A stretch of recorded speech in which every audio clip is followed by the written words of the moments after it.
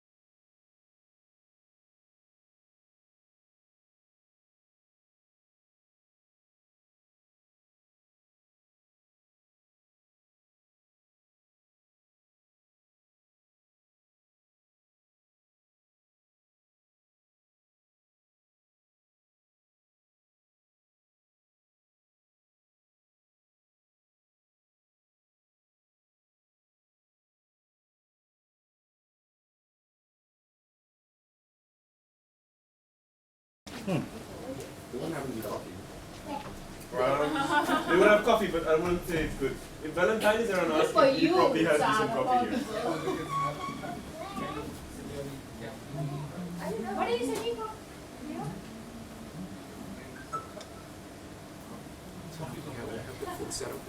You want to drink, Sophia? Hi. Yes, it is. Good quality, nice. Hi, Alex. Try. Hello. Alex. Hello. Alex. So this is the ukulele meetup, isn't it? No? Yes. Bring our instruments, my friend. Nice. Let's string them.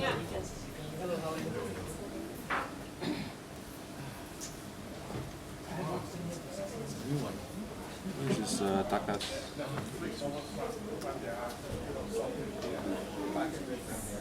Okay, we are recording all the speakers. Editing is also. or was it because we went to pick up? You wanna try and Yeah, okay, I'll try. Okay. This is 7. Yes. you got the adapter? The HDMI adapter or? No, it's a VGA. Yeah. And tonight, maybe 3 or 4 presenters talk about Shenzhen. Maybe enough. Oh, and he's my friend. Caesar, my friend also, from Shenzhen. He just started. Joy. All the way home. Come. Okay. Whoops. This is like a. They have a, So he's working system. like a VGA to VGA. Very famous network appliance company. What is that? Maybe wait more 10 minutes. It's a Singapore time. And I will introduce another guy. I will introduce Hironika. He's our leader. Oh, right. He's making a sound in our networking party. She's a Singapore chairperson. Okay. So how do I switch? Yes, already. And she coming already in Aki party in Akihabara in last November. Yeah, I couldn't make it in last month. But you saw already in Pixel song. In Pixel Festa in Tokyo, a lot of some Japanese cartoon, the DIY. Still making the Pixel theme. Video? Yeah, that was singing around the single month. Yeah, theme song. Switch to VGA, is it? Yeah. But still doing something.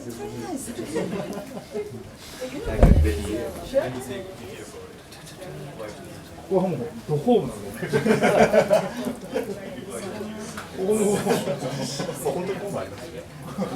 Alex, there you are. How you doing?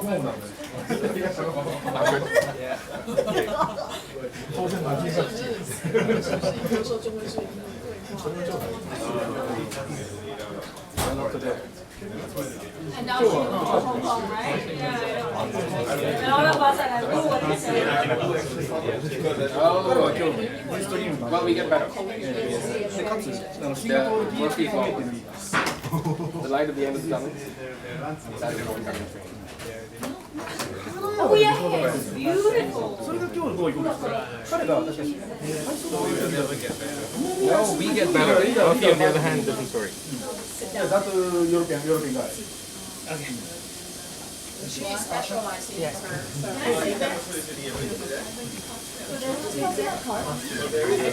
Okay, that's great. Thank you. Okay. So, I was thinking about I had so how do we switch him back to him? Switch it back. Okay. No worries, I'll do that.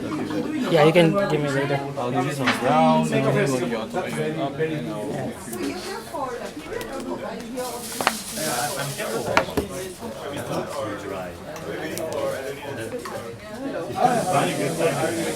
Yes, we met in Fourth Asia.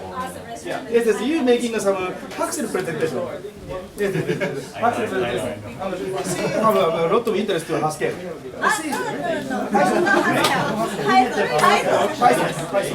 There's another one on 10th of July. If you come, Wow, what's this? or on August. This is a little bit of show and tell. This is. Yes, Hackers community and Python community are growing fast in Singapore. I think. Yes, We're not using the they are growing already. Yes, it's a very big community. Pascal and Python is the most. No, I'm going to be stuck behind the screen anyway, so. It's all just photos. We're streaming it. Oh, already? Outstanding. Should we live already? Hello world. Presenter standing here. So whenever Maybe I think. Okay. Need more. Okay. Welcome back, by the way.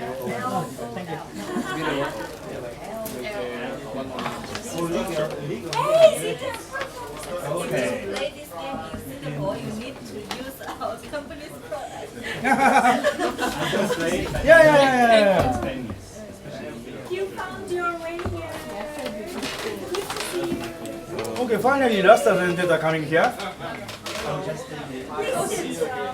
And then I will give you the link. Yes, local culture is very friendly for females. Yeah, even though it's a hackerspace, but a lot of women stay here. And we have this now pilot. So you're using the app. Yeah. Every country is the same. Every country is the same. Yes. No one's more geeky community such as the Python and Haskell community is never seen. Everyone. Hi, long time no see. Finally, I got you. Yeah, waiting for your stories. Okay, everyone, we're going to start soon. Would you guys sitting at that end Okay, start recording, okay. come in here? Waiting for your story too. Oh, me and Cindy are combined. Long time no see. Yeah, finally, I find one from Cesar. I know why you got problems. Why you switch usually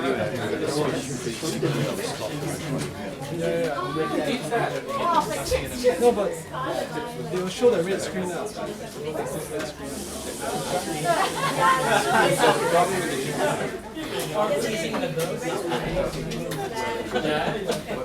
Friendly for female and very international hackers. I think most. Some people can speak some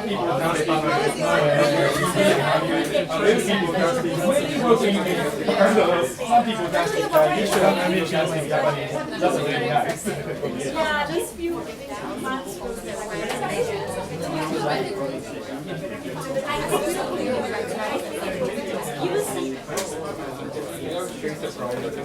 Alright guys, Yes. good evening everyone. Welcome to Hackerspace. If you haven't grabbed the seat yet, please grab a seat. If there aren't seats, we can make some. There's some chairs over here. And we'll start in a couple of minutes. So let me just introduce you to Hackerspace. Who is at Hackerspace for the first time? Alright, these are all the trolls. So Hackerspace is a community space. It's basically a place made by people like you and I. It's run by people like you and I, and it runs based on people just doing stuff that they want to do. We end up doing a lot of really cool projects here. There's a hardware room at the back where you can see some 3D printers and stuff being created that people around are creating. And we also host a lot of events, a lot of community events just like this. If you go to hackerspace.sg/calendar, you'll see the calendar of events that are happening at the space for the next month or so. So that's what Hackerspace does. If you have any more questions about Hackerspace or membership or how you can support it or how you can come hang out, just ask me or Mike or Mihal, any of the members. Just check if somebody's a member and just ask them and they should be able to answer you. Or go to the website Hackerspace.SG and you should get a bunch of information there as well. email membership at Hackerspace. Yeah, if you want to be a member, just email membership at Hackerspace.SG. Can I ask a question? Yeah. When was the last time those things were washed? They're actually washed about once every couple of months-ish. If I have access to my machine, I can actually find the logs because that actually gets logged every time there's a thing. So don't worry. Actually, stuff here does get washed quite often. So actually, Nita, when was it washed? Last month? Sorry, what? When was the last time they washed this? Last month, wasn't it? In 2012? No, definitely this year. Guarantee. I remember that. Robert did afford to wash it every 3 weeks or something. It wasn't 3 weeks, but it was this year. I remember that. Every month. I remember that because, oh, by the way, if you're, Pritam, if you want to check, there's a camera up there. So you can go back in the history, in the pictures, and I'm sure there'll be a day when it's like, these things don't have covers. So I'll give it to Alex to continue and go with like, I don't know, invite the speakers, or should we just start with the start? Let's start with start. Okay. So I am absolutely useless in front of a crowd. And as friendly as you are and as informal as this is, you are a crowd. So I want to talk to you a little bit about the two places that I've visited in the last few months. And because there are quite a few people who are going to share their stories and I'm more interested in what they have to say, I'm going to try and run through this as quickly as humanly possible. So if you see an interesting picture or something that you don't understand that I'm saying, stop me and I'll go back to it. So these are the two events. One is in Berlin, Republika 15. But I won't talk about the event. I'll talk about the small little gathering that I was part of, which is sort of in the middle of it. And of course, there's the Maker Fair Shenzhen, which is the wrong way to pronounce Shenzhen, but other people will talk about Shenzhen. I'll talk about Maker Camp, which is a 7-day event that led up to Maker Fair. Okay, so Republika is pretty huge. Something that happens in Europe. It's a bit like the TED of Europe. It's not focused entirely on, it's not directly relevant to what we do in Makers Fairs, but the group that I was part of, we sort of created an ad hoc maker area hub in the middle of this conference. So I won't tell you about the conference. You can look that up, and there's a lot of stuff there. This is to give you a flavor of Berlin. This happened on the 1st of May, May Day, where everything... Can we turn off the lights for a second? Yeah, we should. Because the pictures are not adjusted, so it's going to be quite dark. And I'm horrible at taking pictures. So I just take lots of them. Okay, so Berlin is completely crowded on the 1st of May. All the streets are closed down in this particular area called Kreuzberg, and it's party central. It looks pretty impressive. But the thing that I want to talk to you about is GIG. And GIG is Global Innovation Gathering. It is a coming together of different people from various parts of the world. Usually they run communities or hubs or fab labs or maker spaces in different parts of Africa mostly, South America, and 2 from Asia. One of them was me. So I'm going to introduce every single one of them and what they do. I'm kidding. We did the whole bar camp style thing, and this is even before the conference. So a lot of fun was had. It was all very community and everything. So this was in a neighborhood. We had a little sort of a weekend flea market where we had people from different parts of Berlin come over, and we had a little maker repair section that was going on. So sort of, to get everybody from the gig gang to get a feel of Berlin. Yay, 3D printing. This is the makings of the selfie booth. If you want to know about the selfie booth, come to the Maker Fair. So as part of this thing, we got a chance to look around Berlin. These are co-working spaces and collaborative spaces. This area is called Stadtbad. Looks very cool, but it's a community where young people find it difficult to get into the work and be productive members of society. So this area used to be a giant swimming pool, which is now turned into a giant discotheque. Wow. So the entire the giant pool that you're seeing was built sometime in the 70s, and all the incredible German engineering you're seeing at the back has converted this entire space into a sound machine. So they use the reverberation of the tiles to basically blow the windows off this building. But that happens at night. It's like a typical underground club. During the day, they have an outdoor area where they involve the community. They grow stuff, so they have their own hydroponics and things. This is the shower area. It used to be the shower area. So what is it now? Right now it's not being used, but they're planning to use it for fun things. Cubicles is one of the ideas, but Co-working space. yes, Co-working space, yes. it is co-working spaces. The bathtubs are sort of built into the wall, so they've put like planks of wood on top of it, and they're using it as chairs actually. Put a table in front of it, and of course, there has to be a coffee place. Without coffee places, none of these things would function. Yeah, that's true. This is called Factory. I'm going quite quickly. This is good. And Factory Berlin is huge.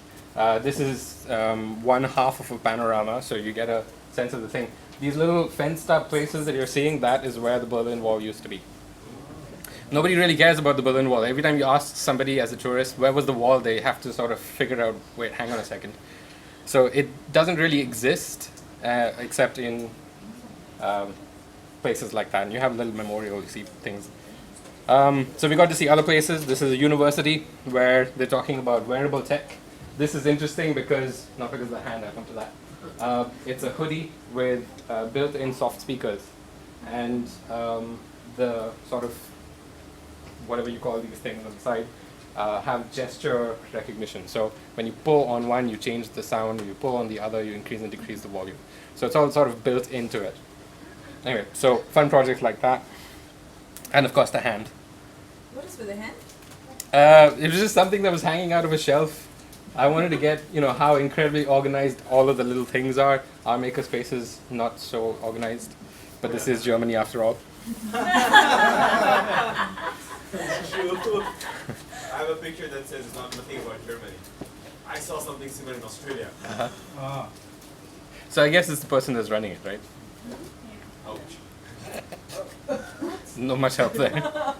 So this is the only other touristy thing I was able to do. Through the bus I was able to take a picture of touristy things. Didn't have time to do anything else. This is an amazing collective, cooperative, co-working space called the Think Farm. You can't see it on the sign, but Think Farm. And this is my favorite picture of all because it says Kaput on it. You don't have to learn German to know what it means. Right? Okay. Think Farm. Think Farm is brilliant because it's a large space in a typical neighborhood, and they house, again, typical companies that have a social agenda. So it's a bit like the hub in Singapore. But you also see 3D printers. The way they run this space and fund it is brilliant. They have a model where they make and they market and they sell their own brand of beers. And that's how they support the space. So part of the revenue that comes in from selling beer, and beer is very, very common everywhere in Germany. You can have beer on the MRT. You can walk in and out of it without even thinking twice. So it's very much in the culture. So they run the place. They've got a nice little brand thing going, so they promote that, and the funds that come from it go into keeping the space alive. Of course, they have,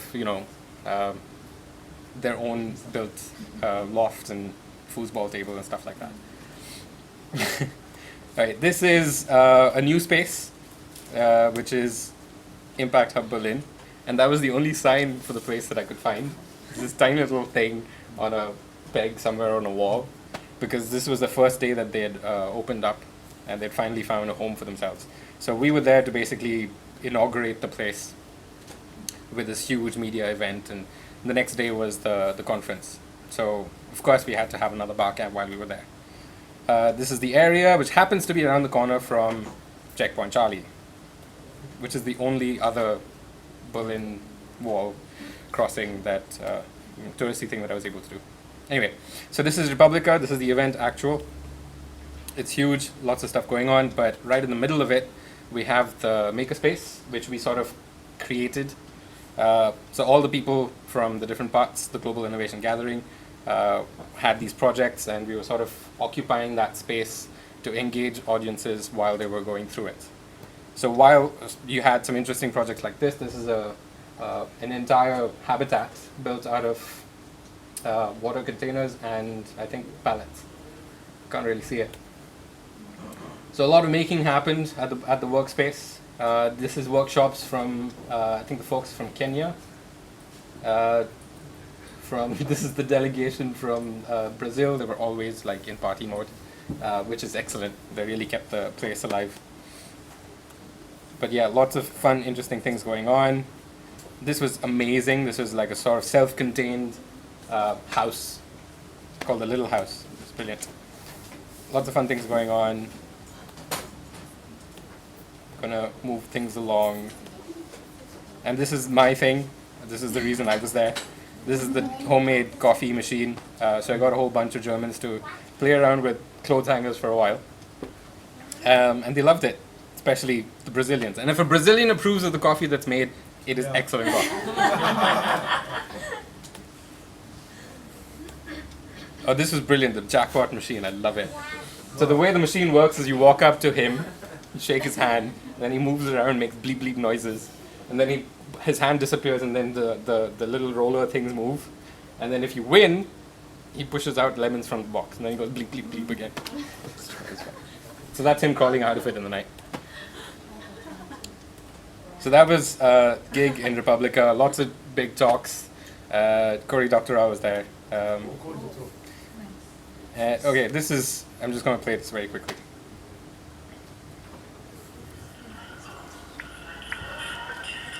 It's okay, there's nothing spoken of this music. It kind of summarizes the whole thing. That's mate happening in the background.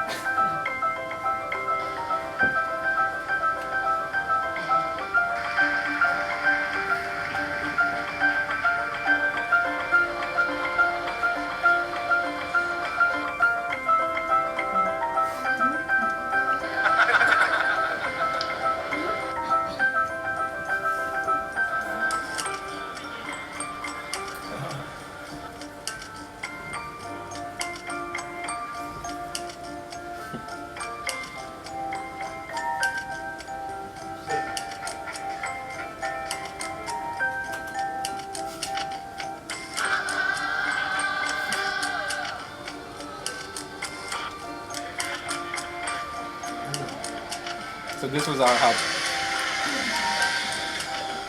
He's from Cairo.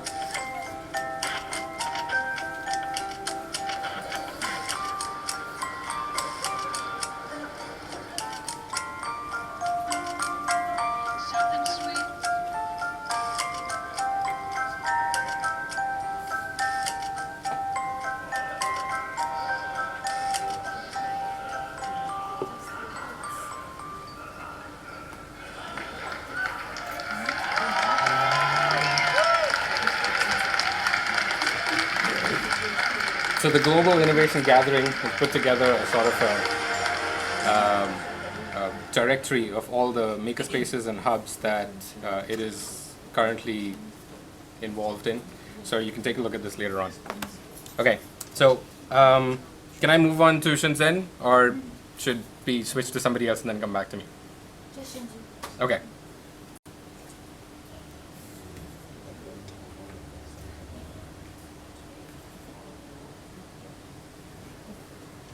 Right, so Shenzhen was amazing.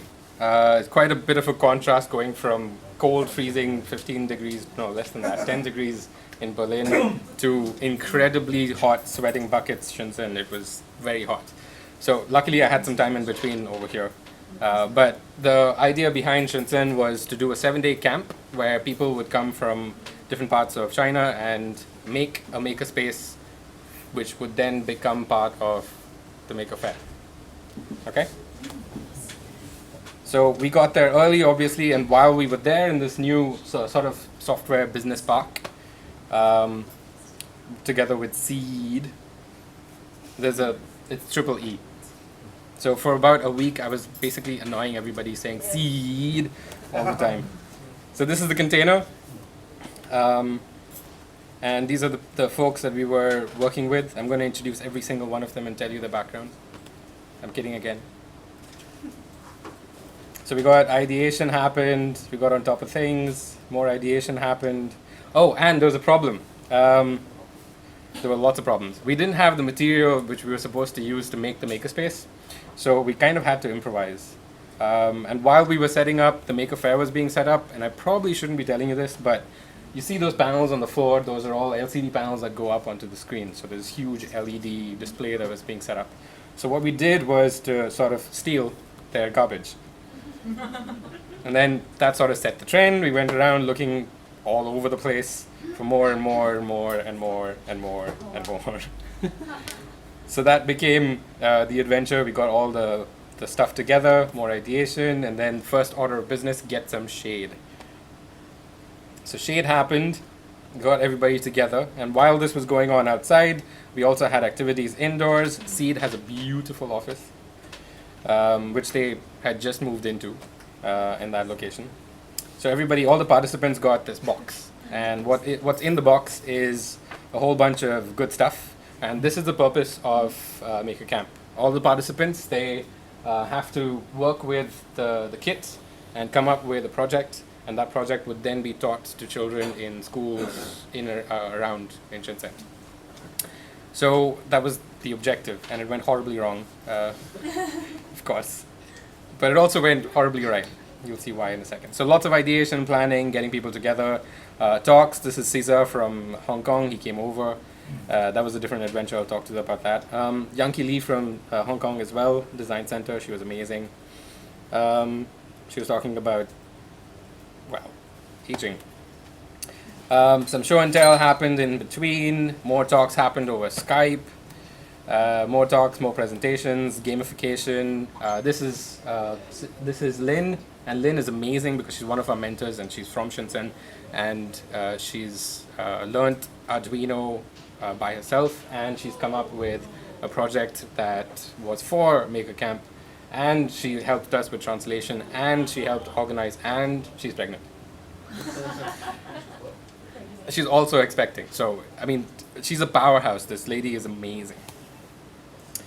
So this was the worst part about Shenzhen, and the pictures on Facebook, on my Facebook page, when you see later on, will not tell you this. So if you want to know more about the horrors of Shenzhen, you come and talk to me later on. The best part about Shenzhen is obviously this place. Who recognizes where this is? Excellent. So you know what this is. This is just madness. Yeah. It's just amazing madness. It is haven for everyone who is a maker. You have to experience this. And I've coined a phrase. So you get from one place to the next, and there is so much innovation happening just on that table over there. The stuff that he's using to clean, the stuff that they're doing behind the table, and this is going on everywhere. Every building that you see, every floor that you see, every little desk that you see, there is incredible innovation happening. This is a micro factory, and they're assembling phones. So they've set up with everything that they need, and this is like heaven. And you've got, I don't know how many people squeezed in there. It's amazing. So this goes on. Oh, this is amazing also. This is the entire Apple lineup. None of these are genuine. Yes, I have a small size. You have the baby iPhone. I brought along with me one of the most latest iPhones, which is a baby iPhone. Yes. Wow. You can pass that around. I'm sure it totally works, right? Yeah. Yeah, totally works, totally works. I have another one. So that was because we met Sean. Android 4.3. So I met Dual SIM card. dual SIM. This one has a single SIM, but I also have the dual SIM one. And they all work. It's amazing. iPhone 6 minus. Say again? How long will you work for? Well, good question. I don't know. Only one way to find out. Is it for good? Radina. Is it for I will pass it around so you can see. Yeah, So take a I'm look. checking if it's based on the same chip as for the. It is. Well, I'm not sure You because mean MTK Yeah. 6060? Yes, MTK. Sean and Bunny's Sean is the guy who directed me to this place, and it was an adventure on its own. He said, look out for a building that has a fish tank in it. And I found it. I'll tell you that later on if you like. I cannot tell. But yeah, it's relentless. There Smart, is. I would have to disassemble it, which probably prevents show. So there's more and more and more. Oh, I love this one. This is an entire station with just firmware updates happening. So this is like the software corner of the building. He's got all of the firmware going into I don't know how many different phones at the same time, and they're doing this day after day after day after day, and it's amazing. It's just mind-boggling. So you keep doing this, and every time you go there, I've coined this phrase. It's called HQB syndrome. HQB is Hwa Chong Bei, and syndrome is the I can't finish a sentence type of thing that happens because you're sensory overload. You can't really take it all in at the same time. There's just phenomenal amount of stuff going on. Oh, I fell in love with this thing. I mean, who doesn't want this now, right? So, and this is a small one. So the place where we found this wasn't Hwa Chong Bei. These guys found it from Hwa Chong Bei. Yeah. And I absolutely love these guys. Yeah. So Ian was there, of course, but was it Chris? I think it was Charles. This guy, he was working there at the time, and he was working on this thing, which is taking a bunch of feature phones and turning them, sort of trying to mapping what you can do with those feature phones. Kind of similar to what the MTK thing, but he was doing it from a black box approach. And it's kind of cool. So he was there and he was talking about that. Of course, the place is amazing. I love this. Yes, and this is the outside of the building. In case you go hunting for it, outside looks like that. 42. Look for 42. 42! Geek reference. And of course, we took a thermal picture. So that's all of us. That's half the group, actually. The other half didn't make it because of the heat. So it's appropriate. So the container got some upgrades while we were there. This was tremendous fun. It was just tremendous fun. Yeah. And oh look, bunny ears. Yes. Yes, I often visited this. That can mean only one thing. This is Katya. I must mention Katya. Katya is showing off. She's basically flashing everybody in the group. So if you pull back in the picture, you'll see everybody taking pictures of her belly. It's actually quite funny. But what she's showing is this lily pad thing, and this. She's a wizard at wearables. She's designed this thing which is conductive makeup, and you should look her up. There's a drone that you can control by winks, and a phone app that you can control by gestures of your hair. So if you twirl your hair, it starts recording. You twirl your hair another way, it stops recording. So she was there to get everybody excited about wearables and soft. So all of these things that we put together were then featured at the Aki party, Yes. which Takasu will tell you more about. It was tremendous fun. So all of this is from the kit. More projects, fun projects. This is paper folding, so origami. Yeah. This is my workshop, and it was tremendously fun because the very next day we had to go to the university. So half of them went to university, the other half went to high school. Most of the dinos wound up in the high school, but we took some to the university as well. So, usual curiosity. And this is the crazy group. Oh, and more people started showing up the closer we got to Maker Faire. So this is Thomas Sokalendi. No prizes for guessing which country he's from. But he's from Pebble. And he was there because Pebble and Seed have a collaboration, which I find terribly exciting. This was Massimo, the guy, Arduino guy. Genuino guy. Yes. So he was there. It was tremendous fun to talk to him. He was being followed around by a number of people. And other people as well, who were dressed just like me. These are the guys from Make Fashion. Again, phenomenal work. The sort of pieces that they put together were listening to muscle activity. And I've never spoken to a fashion designer about algorithms before. So these guys know what they're into, and it's tremendous fun. This is the Zado modules that Seed produces, which are these tiny little modules. You can connect them together and make fun things with. So I got the chance to meet with Nosk. He's the product designer for the entire range. And so these are the two guys that are combined. So the Pebble guy and the Seed guy are going to be producing modules that are wearable on your watch. So the smartwatch remains a watch, and you add modules to make the watch even smarter. So that's coming out soon. So we had other guests. This is Kang from Malaysia, and Cindy, who's fascinated with the OLPC. These are the guys from Hong Kong who are doing Maker Camp, but they were sponsored by Google, we weren't. And of course, Eric from Strawbees. Oh, this was so much fun. He's going to be here at the Maker Fair, and you must. If you haven't seen Strawbees before, you have to get into it. They have their own microcontrollers and stuff, but the coolest thing was this flying drone that was made entirely out of Strawbees, which flies. That's what it looks like. I don't have a video of that, unfortunately. Well, it's there on Facebook, I think. Yeah, so that's us. That's it. That's all I got.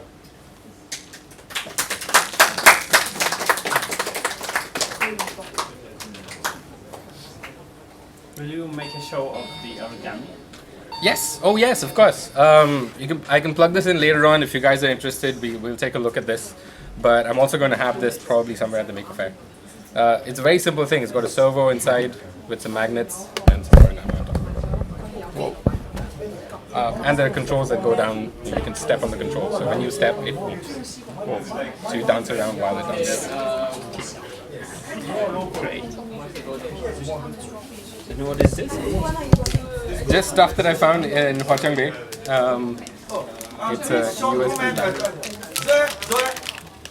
Please short comment for his presentation. I will introduce one guest. She is Zoe, work in Seed Studio, come from Shenzhen Maker Fair. So I'm working in Seed.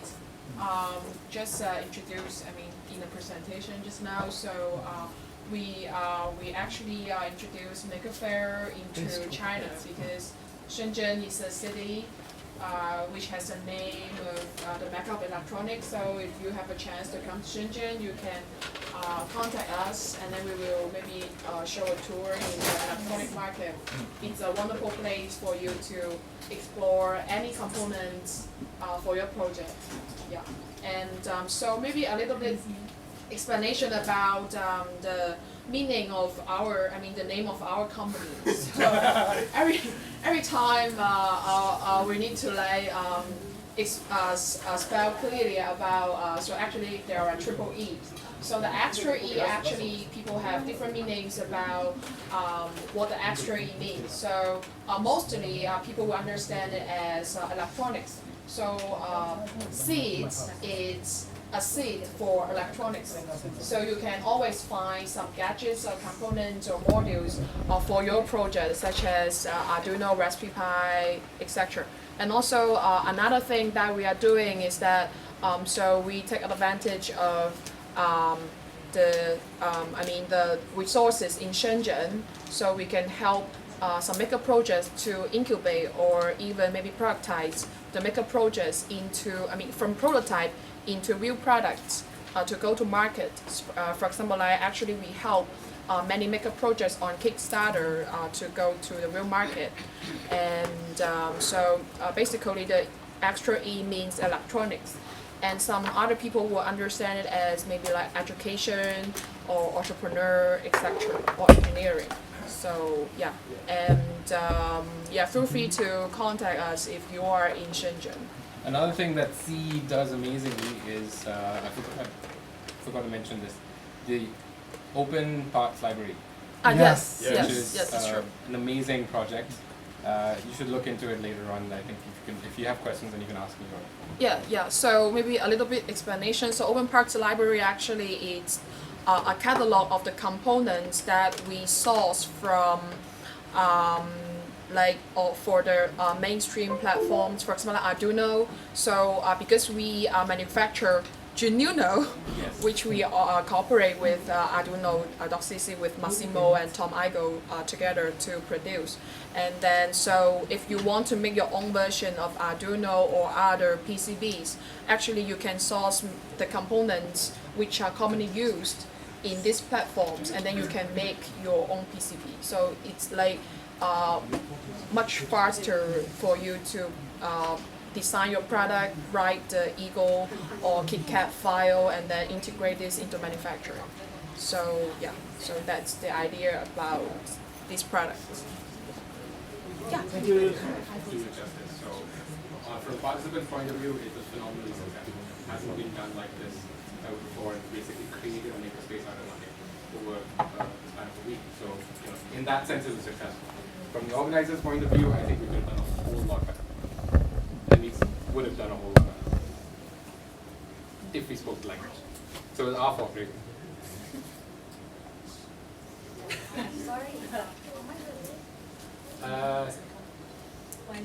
Maybe less than 50 US dollar. Yeah, so 76. Yeah, 70. With Wi-Fi and I think 3G. Android 4.2, 4.4.2. KitKat. Yes, 442. Can use Bluetooth. Of course. I can do that now. Yes, and that version is much better. I bought last December is a 4.3.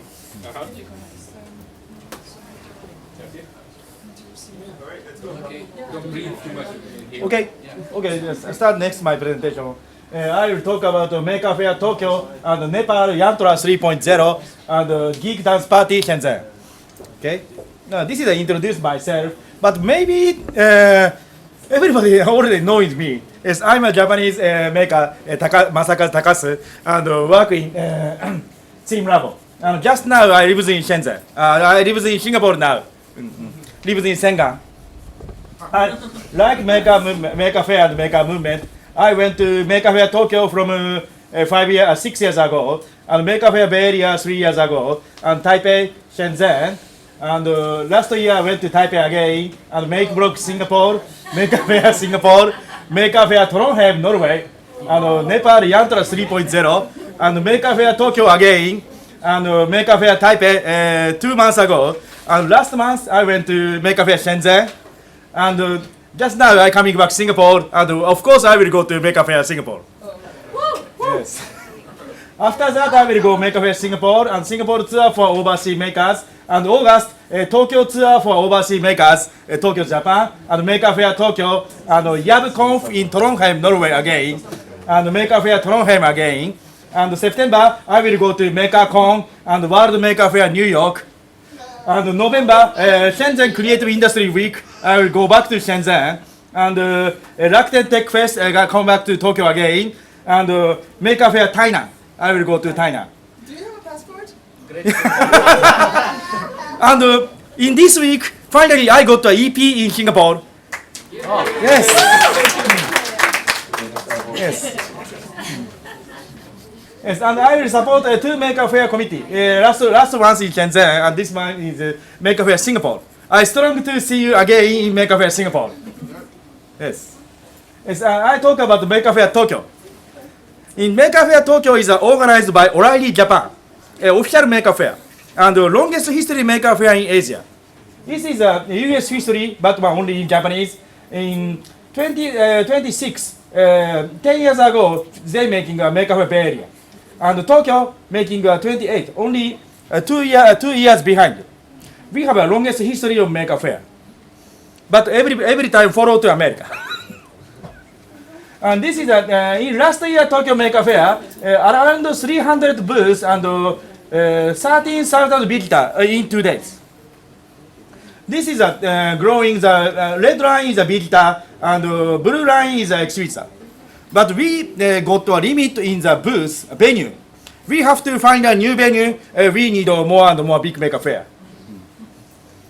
And the characteristic of Tokyo is a hobby and high quality. You know already, Tokyo's economy is still growing down. But we have a lot of engineer and lot of engineer making a jobless and making a very free time. They making very high quality hobby in Tokyo. It's a little bit good things for hobby makers and very bad things for economics. Every people knowing Tokyo's high quality hobby in internet media, but never see Tokyo's startups and Tokyo's some venture maker. That's the reason why our economy is still growing down. That's why you're in Senka. Because I borrow a room from William Hoy. His sister is just married last year and getting a new home in Senga. I borrow one room. Yes. I live in William Hoy's sister and his husband and one big dog and one small dog and me. is a Skeletronics. That Skeletronics, maybe some people are knowing Skeletronics already in Make Block in last year, William Hoy's event. And it is the newest version. Some electric arms inside. That exoskeleton, big robot, around 3 meters high, and made from only 20 years old Japanese high school students. He growing and he making a startup. He is a professional newest version, but the first version is the same size and only in pipes and no power, only in human power, the exoskeleton robot. It's a very high quality and just only hobby. Next one is origami with LED. And management by only very small child. And this is a multi-layered papercraft. I saw in 5 or 6 or 7 layers papercraft, very high quality precision works, but only in hobby. And next one is a rubber gun with metal and wood. In this metal gun is made from some metal press, very precision works, and that rubber gun is made by not laser cutter, only handwork and paperworks. But that rubber gun can make a rapid fire by rubber, machine gun style rubber gun. And this is an information robot. He wears a helmet and a lot of LED matrix on the front, and can make a message. Stop! in the working in outside. Some people making it in the under construction and under making a factory. It's an information robot, but only in hobby. That's the Tokyo's characteristic. Very high quality and hobby makers. In next month, 1st and 2nd August, we making a Tokyo Maker Fair again. Please come to Tokyo and enjoy together. And next one is a Yantra 3.0 in Nepal. What's Nepal in Maker Fair? Yes, it's actual. In art, tech, science event in Yantra 3.0 in Nepal, in magnificent mountains. Characteristic is education and art and tech. There are a lot of kids in Yantra 3.0 events. And this is a DIY money hoil, player hoil. Do you know money hoil? In one roll, maybe 1 hour some player mantra telling already. Like life hacking too, right? More faster playing. And that is a DIY money hoil workshop. Every kid's doing own money hoil. Another one is an interactive money foil, a projection Buddha history. It's a big money foil moving in by human using a rotary sensor, recording some rotary speed and telling a Buddha story in money foil. It's a 21st century money foil. And robot contest in Nepal. In Yantra 3.0 is a art exhibition and presentation and robot contest. Yes, look like not a high quality robot, but they can making robot sumo and line tracing race. Yes, actual engineer lives in Nepal and doing some electronics. And the presentation by Tom Ego, co-founder of Arduino, he making a teach in Nepal from New York University. That's a very good point. Yeah, hopefully, maybe next year, they making a Yantra 4.0, and I want to go again to Nepal. The last, Aki party, dance party for the geeks. That concept is, I'm an organizer of Aki party. I want to making Aki party in every country and everywhere. Our concept is a dance party for geeks. Yes, I know, geek can make a dance. Because 8-bit chip tune. That's some kind of Aki party song. Yes, and every people should be wear their own LED and or material and iPad on the face and dance together. Yes. And next, anime tune and cartoon song like this.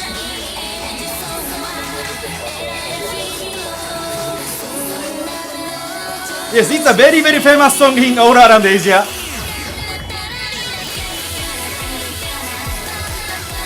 Yes. Yes, every geeks can dance by anime song at caption.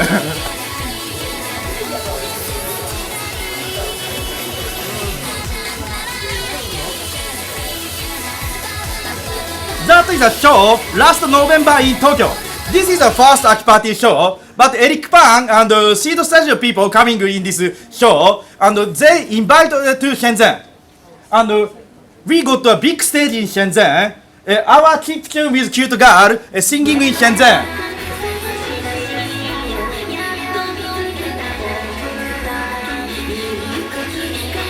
This is a make fashion show. Join with star. Yes, we making a caption girl singing show in make fashion show.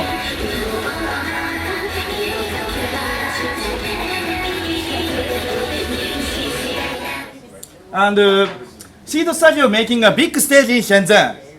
We got the biggest show in the world for geeks. That's all. This is a last night party, last night party, Aki party.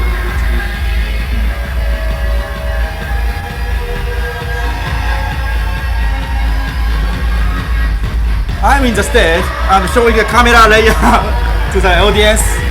What? Something happened. Yes. Eric Pan dancing. Maybe some people inside already. Yes. Are you? Yes, they come from Taiwan. Very, very amazing party. And in the last, he's a Massimo Benzi, co-founder of Arduino, and he's a Tomo Igo, co-founder of Arduino and Gerino also. Yes, shouting from Eric Pan.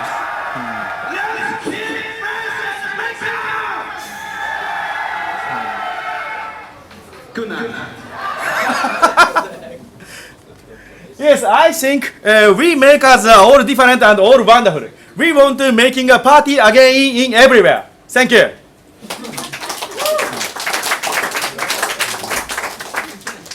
Thank you.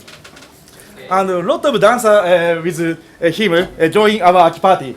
That's very nice. So I should explain, right? So at the end of every night, because there was 3 nights, so end of every night they had some sort of performance, and it was invitation only, so you couldn't get in, except for the Aki party. All you needed to get into that party was to have some LED thing going on. And it was genius because everybody on the floor was like LEDs flashing all over the place. Actually great. So you're going to do that in Singapore also? Yeah, I bring some DJ from Japan and making some sound in networking party. Outstanding. Thank you. Let's enjoy together Japanese cartoon song and keep tune. Okay. Thank you.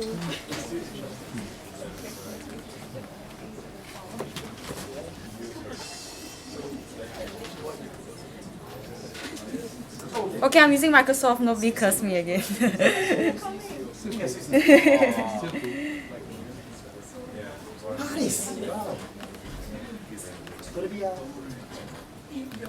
Wait, how do I full screen?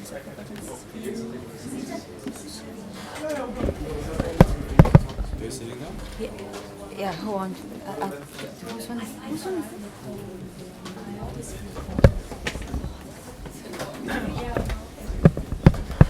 Sorry, can I interrupt for a minute? Yeah.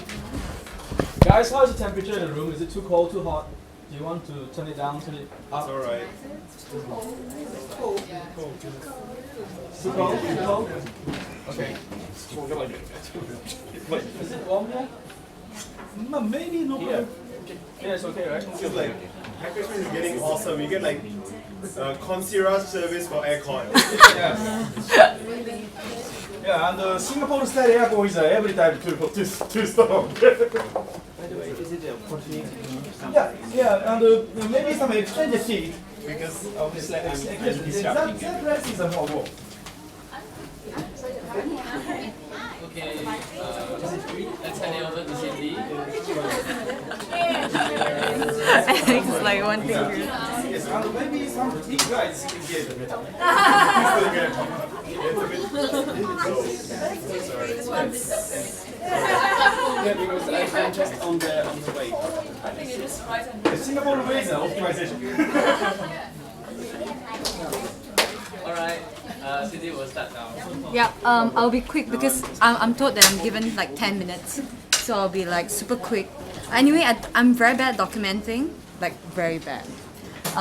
So most of the times when I go to Hackerspace, because I remember hearing this before, like you always have to ask for consent before you start taking pictures. So my common assumption is that I don't take any pictures first, unless I talk to somebody and say like, hey, can I take pictures and do. So I do. Unfortunately, I went to a lot of places, but I didn't take a lot of pictures. But I'll try my best. So the first one's not exactly like a Hackerspace tour. It was something that I did together with the Media Lab and Marcel. So we went to Paris as part of the Singapore Mon Amour alliance, like an event. So there were a lot of Singaporean artists with French alliances.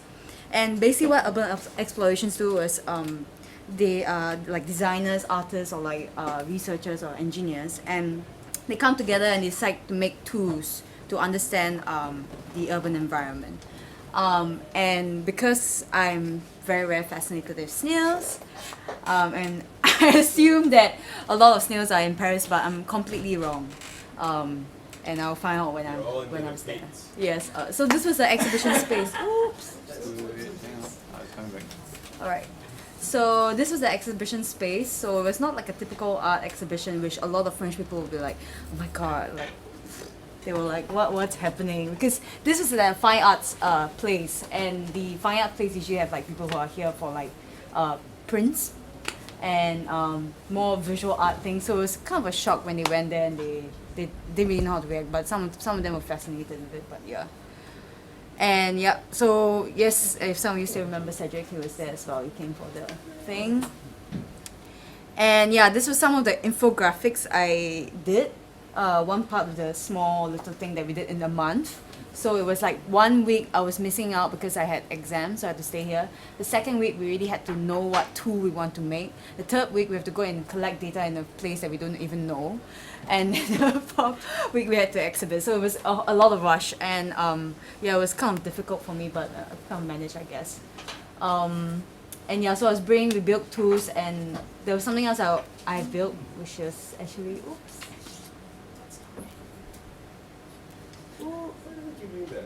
I have no idea. Okay, you're back again. Yeah, I'm back. Oops. Maybe more low resolution is better. Maybe is the cable being... Yeah, maybe the cable is loose. It's actually going right below your feet. I'm not sure if it's... It's here. Maybe it's...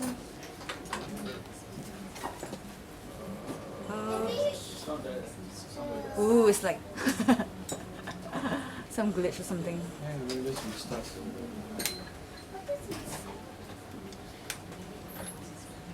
So I'll quickly pass this around. So this was all the GPS, the places that all of us went to.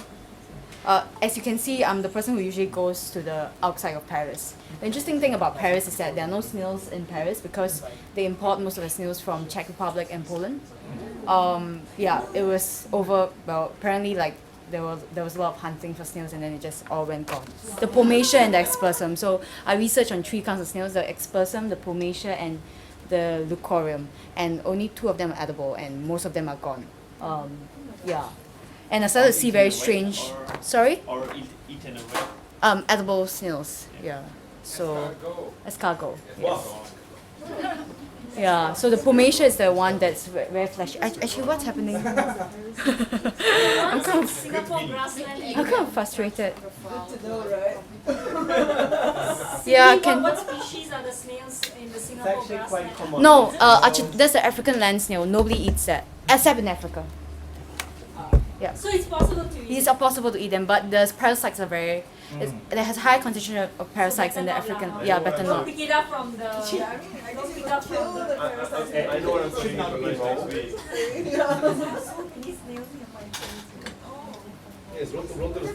Yeah, the apple snail is long extinct in Singapore. Okay, maybe I should just like transfer it to somebody.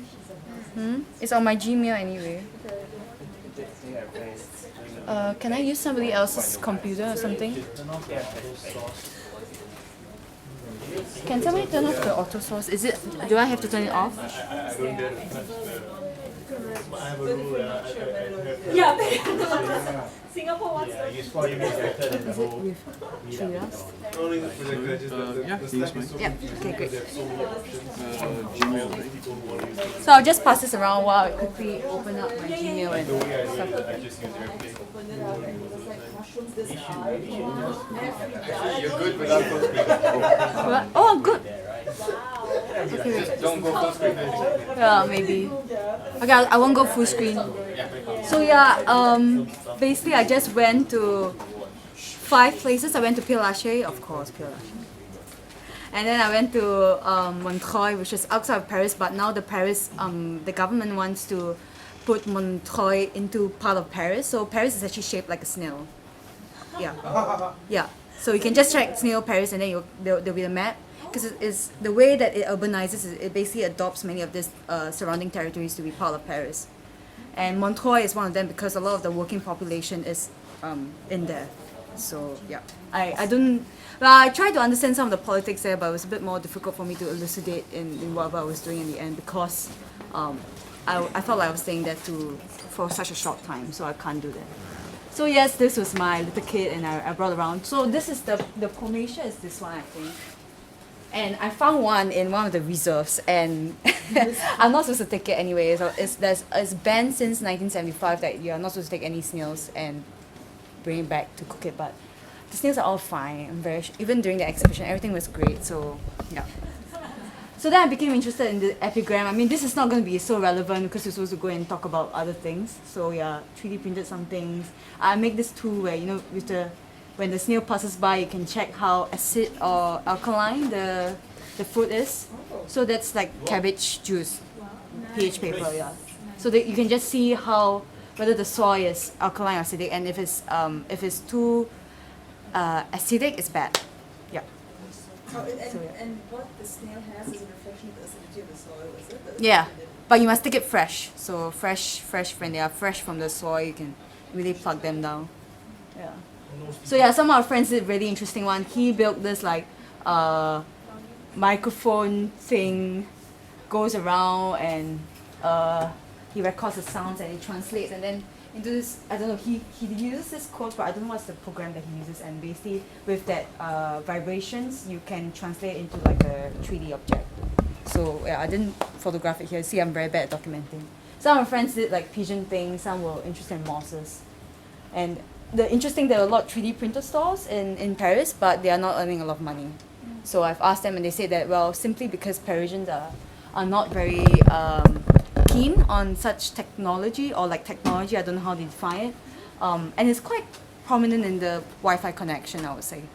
I think even in Indonesia it's better, so yeah. So yeah, we also went to this lab, it's on they do nanotech, microfluidics. And we just went there, we told them, hey, we want to do this art science tech thing. And it's like, yeah, okay, I'll give you all my equipment for free. So they gave us like Petri dishes. They gave us like Perspex lens, so my friend made some lens. It's meant for microscopes, so yeah, they were quite nice, so yeah.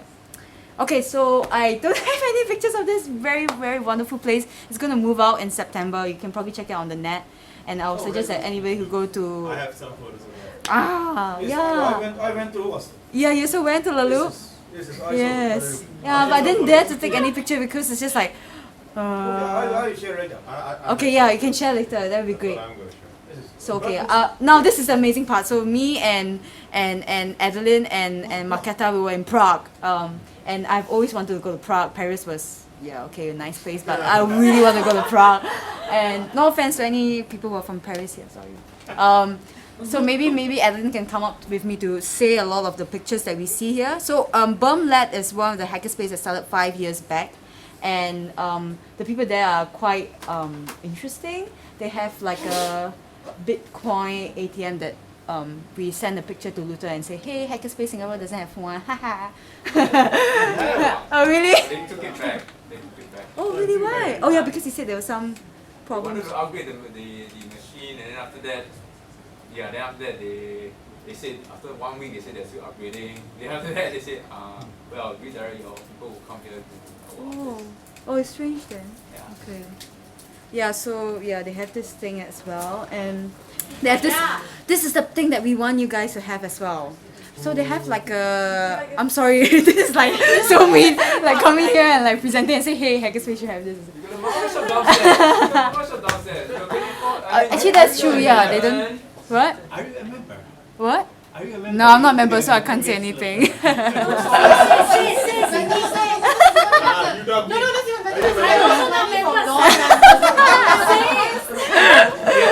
No, wait. The snacks are cool. The snacks are cool because it's registered with some. So basically, it's like a cashier, right? You can just cash out. You just scan. They have like barcodes for each of the items. You just scan, then you can like pay. Did a pot of sauerkraut on the bottom? Yeah, they ferment a lot of stuff as well. I'm sorry. Okay, yeah, okay. Maybe we are the ones who are supposed to be fermenting or something like that. Chimney as well. Chimney. What is it that Hackerspace needs again? This mama store that has like it's very organized, and then they have like barcodes for each thing. Yeah. Is it about very organized? Wait, sorry.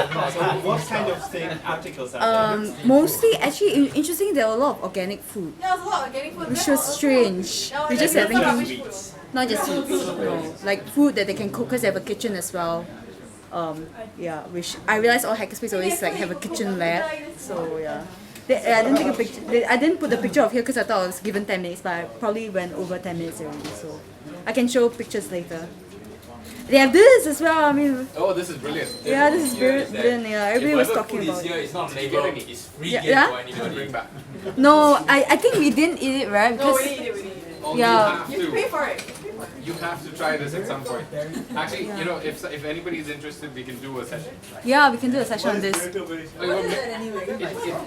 little. Wait, okay, let's listen to Saad about this. It's like chewable tablets. So you take these things and you chew them, spread it all over your tongue, and what it does is it basically kills all of your taste buds except for the sweet ones. So, Yeah. and it's natural, right? Yeah. So what happens when you bite into like A lemon. a lemon, lime, or calamansi? You normally get this reaction inside Yeah. your mouth. You don't. No, you don't. It Only completely sweetness. hides that. Yeah.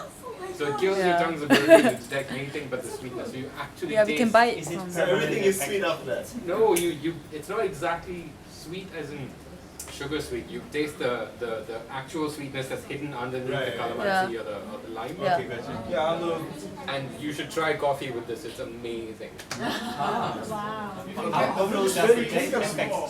Say it? How long does the effect About last? 20 minutes. Yeah. After that disappears. Yeah, you can. Yeah, use the. Yeah, I was about to say that it's actually from a certain species of plant that you can just. There was a lot in Taiwan where I was talking to somebody. Yeah, but anyway, it's from a natural berry. So you're saying it's available in Singapore? Yeah.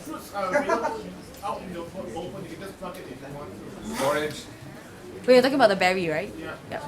That's very nice. Yeah. Can someone put a GPS code? So the most interesting thing about Burmla is that they have an amazing bio lab. This is amazing. And me and Adeline have this like so-called theory that sort of like post-communist countries have very strong connections to a university. So if any infrastructure is not needed anymore, I'm only left with 2 minutes. It's not needed anymore. It'll be passed on usually to people who might need it. So It's easy to get a lot of yeah, stuff. it's easy to get a lot of stuff. They have like an ultrasound machine. Like I know 2 ex-communist countries where, Yeah. where they just There was pick the up other all theory the as well machine. about I the. know Hackerspace that got the cryo-electron microscope. They have. Whoa. They have No, it. They have some really cool Yeah. stuff. That's good. They've got like all kinds of crazy chemicals that you can never get. your Yeah, hands they on. make their own chamber as well. That's Oh, Makata. they have a pulley system. Yeah. What was this again? I can't remember. Indra was one of the guys who was. This is They went mining as well for radioactive substance to test in the lab. And it's radioactive. Yeah, it's very radioactive. So he has this radioactive detector that he got from the They lab have or a something. guy Yeah. there, they have a guy there. I mean, they just have all this old equipment What? that's still working. And this is the X-ray that somebody's hand went in, right? This is the machine with them. Yeah. Oh, it's the So microscope. This Yeah, is some the fancy microscope. microscope. Yeah, for test There's looking X-ray, there's at an X-ray small thing ICs and removing. So they are removing some of the ICs from old electronic equipment to make into other things as well. I can't remember what Indra said. Their own very fancy gel tray. More microscopes. Come on, this is crazy. They This have is not a lab. This is crazy. I can't believe they got this. We were so jealous. What is that? What is it? Pipettes. It's like full sets of pipettes. Yeah. So mixing But they chemistry. depend It's like the soldering rod for a biohacker. Yes. But a very expensive one. Hey, soldering irons can be really expensive. And then this bunch of like Tesla coins and all that, like really it was just too much. They even made their own. Oops. It's an indication that my 2 minutes is gone. It can't keep up with you. Yeah. Yeah, I only have 2 minutes. Yeah, they were making their own like batteries or something like that. What's in the bottle? I couldn't catch what he was saying. He was saying it so fast and he doesn't really repeat it. Yeah, Indra. So what? Somebody like accidentally stick their hand into No, the he did it X-ray. accidentally, he did it on purpose. Yeah, he did it on purpose. And then his hand So was they have in an it. X-ray machine. Yeah, it's just in front of this thing. But yeah, I went to this other place as well in Prague. It's a new hackerspace. They call themselves a hackerspace, and apparently in this place, well, there's some kind of like small little conflicts here and there between these two spaces, but basically it always happens when you have somebody new coming, but it's not like hostile or anything. But anyway, they get their, I think they were funded by somebody to open up this space, and apparently it's not by somebody, it's by somebody notorious in Prague. So yeah, and when I went there, it was interesting that the only form of currency they accept is Bitcoin. So yeah, they have a cafe as well. It's 3 levels, and there's a cafe, and yeah, it was very fancy, but you can only use Bitcoin. And I kept telling her, like, I only got like, can I use my normal money? And she's like, no, you have to use Bitcoin. It's like, okay, I will use the Bitcoin. So apparently I found out that actually it means this, but I won't have time to elaborate. So Institute of Crypto Anarchy. Yeah.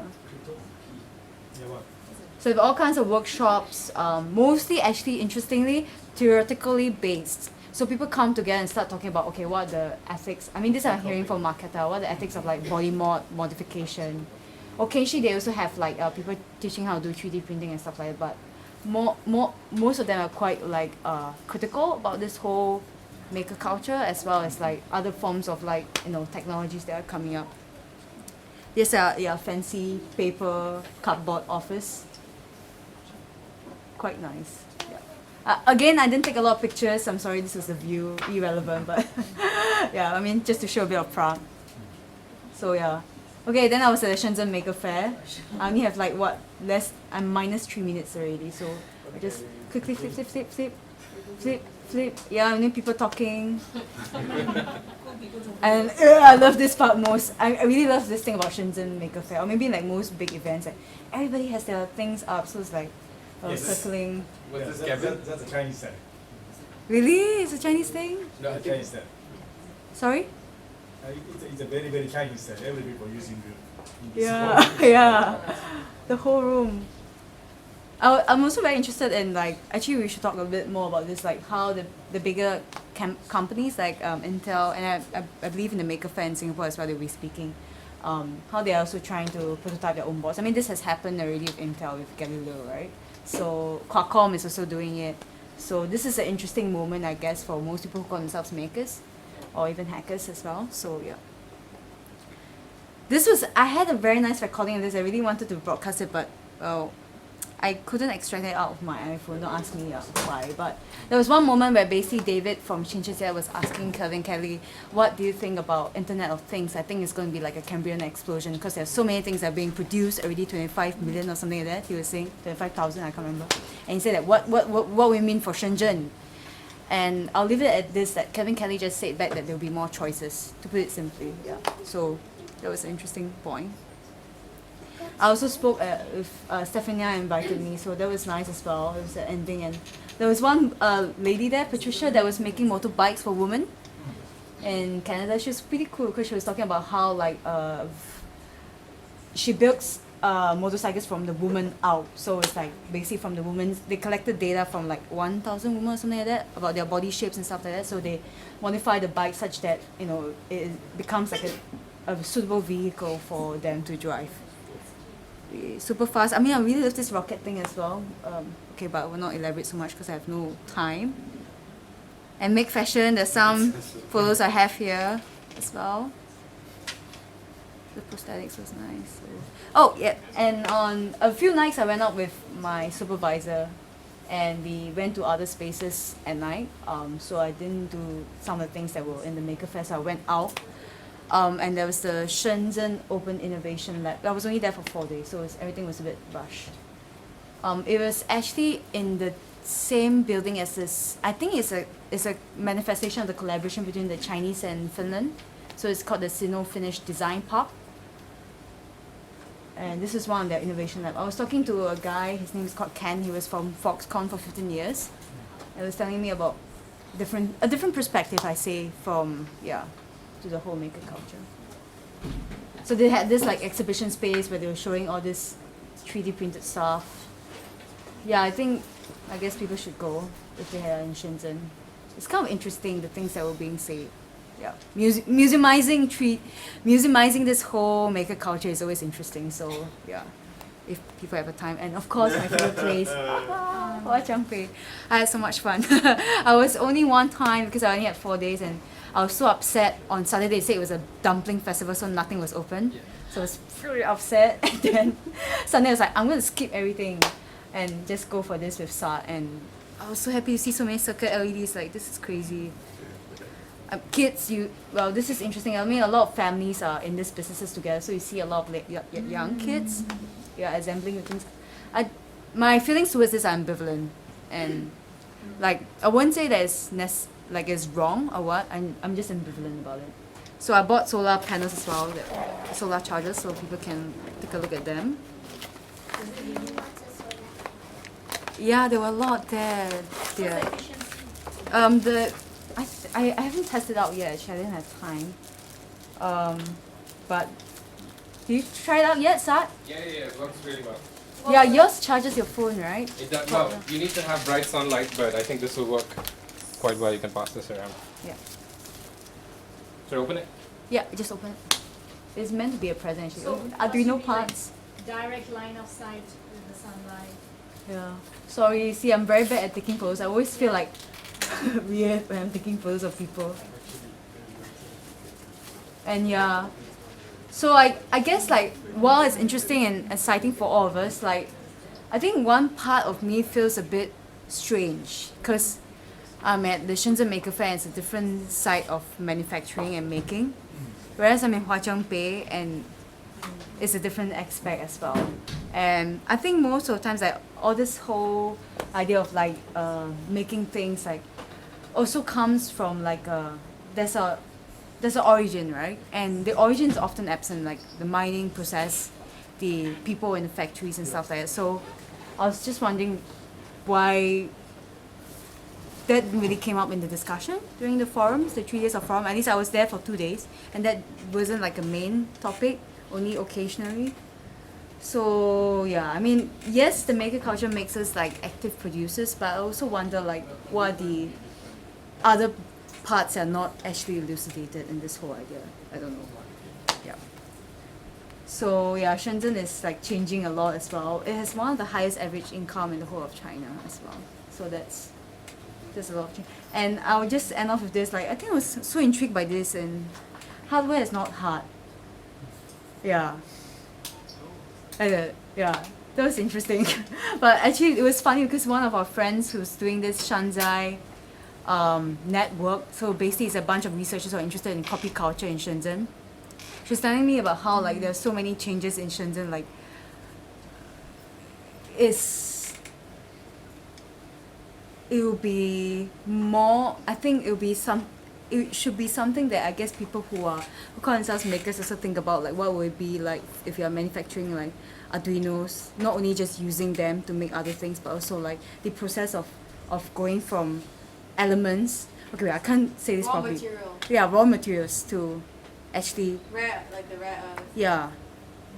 Like I don't know whether it's something that we are supposed to think about in terms of like how many times you buy all this Arduino and stuff like that, or is it something that it's not that important for us? So yeah, that's all I have to say.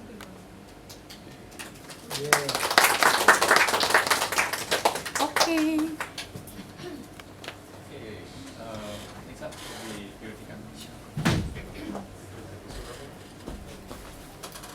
I think I have to stay to each of this instead. Okay.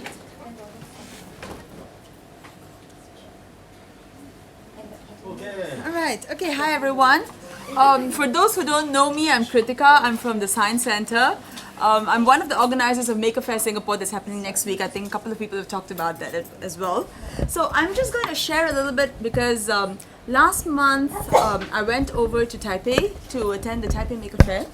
And in addition to attending the Taipei Maker Faire, I also attended FAN2, which is the Fab Lab Asia Network Conference. I'm just going to be very, very brief about some of the interesting stuff that kind of struck me. I tried to sort of consolidate them into some kind of a story. Let's see how that comes across. Well, the first day that we were in Taipei, we met up with someone called James Chen, who will be actually in Singapore next week as well. He is part of the Strawbees group. I think Saad talked a little bit about Strawbees. I'll talk a little bit about them as well. So, and he was telling, okay, why don't we go down to this place called Future Ward, which is supposedly the largest makerspace in Taipei.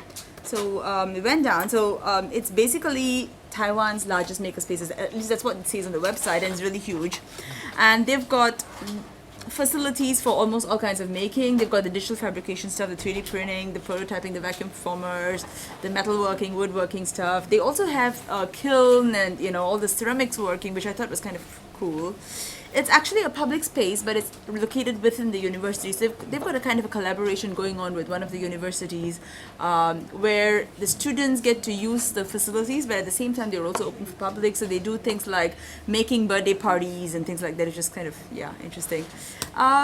Okay, so this is like the entrance to Future Ward. There's a bit of a container which juts out, and then the makerspace itself is inside. There's a lot of space. It's huge. It's about, the whole space is slightly more than 1,000 square meters, and it has got, this space that you're looking at over here is some kind of a workspace, a classroom space / workspace. Here are students working. Like I said, they have this collaboration that they have been doing with Strawbees. Strawbees is actually part of a design module that the students were doing. So they had a design project that they were working on for Maker Faire. Here is a giant Ferris wheel which kind of rotated. It was actually good because there were lots of girls, young girls, who were using tools, and that was kind of nice to see, because at least at the Science Center, when we have students, it's usually the boys who use the tools, and then the girls, we really need to push them a little bit. That it's fine to use a drill, but So here is their makerspace that they have for metal and woodworking. I think it's about, I don't know, in terms of floor area, it's probably about 5-6 times bigger than OMG, which is kind of huge. I guess they have the space, they can afford for it. Another straw project, straw robot. Okay, so yeah, so that's kind of what was in Future Ward that kind of was interesting. Okay, so in FAN2 is essentially the Fab Lab Asia Networking Conference. There was a representation from Fab Labs all over Asia. And the idea was for them to share the best practices, as well as to see what kind of ideas they have, what kind of community outreach they do, what kind of projects, etc., etc. It was actually a week-long conference in Taipei, but we only attended the last couple of days in the conference because we were doing other stuff as well. So some of the interesting projects, this is kind of interesting that I thought is cool. This is supposedly a wheelchair for dogs. And this came from one of the Fab Labs in Taipei. It's called Fab Lab Dynamic. And the idea was that they actually came up with an open source design that as long as you enter the dog's height and weight, it would come up with a wheelchair that you could just make by yourself. The design would be customized for you. I haven't tried it. So this is also kind of interesting. I think Cindy would like this. So the idea was that hermit crabs were not finding shells. I guess it has to do with some of the human influence around, and they were actually nesting in plastics and yogurt containers and stuff that was littered around the beach. And these people were trying to 3D print homes for hermit crabs, and they were actually doing research into suitable materials that can be used to 3D print these homes. I thought it was a pretty interesting project. This are a bunch of projects that kind of caught my eye as well. This is from a Fab Lab that is near Pune in India. And I mean, I have an Indian origin, so I was very caught by these because something what Takasu shared earlier also kind of came into mind, that when you looked at his stuff in Nepal, you noticed that most of the projects had a lot to do with the local context. So they were actually like making customized prayer wheels and things like that. And it's the same thing in this particular group, because they are located in a rural area. And it's actually the oldest fab lab outside of the US. And I think they've been around since maybe 2001 or 2002. And they come up with things like, this project is actually a umbrella kind of a thing to collect a certain species of flower which is used for certain medicinal purposes. And then they came up with a low-cost incinerator for disposing sanitary napkins because of all the issues surrounding sanitary napkin disposal in India. This is kind of cool because Indians eat a lot of groundnuts, and the thing about groundnuts is that you actually have to shake them when you're roasting so that the groundnuts don't burn. So they came up with a groundnut roaster that kind of automates the shaking process. Kind of interesting. Yeah.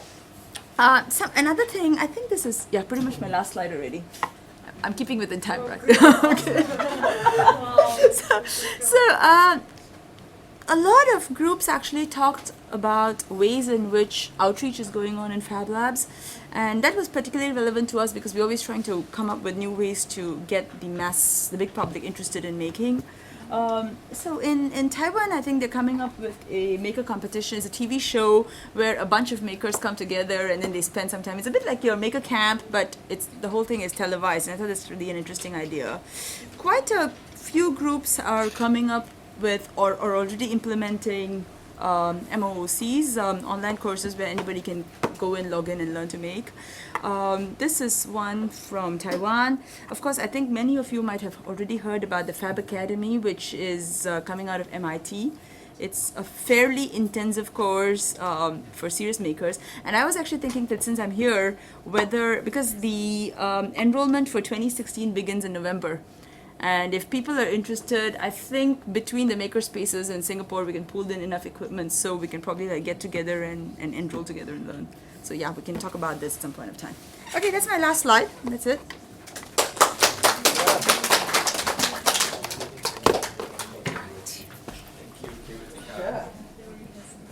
Great for keeping the time. Okay, next we have Jinmei. One sec.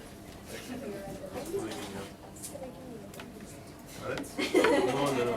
I was sending the link to one of the things that I saw to my mother. Because I think I'll need this now. Wait, we plug in the HDMI first. Yeah, of course.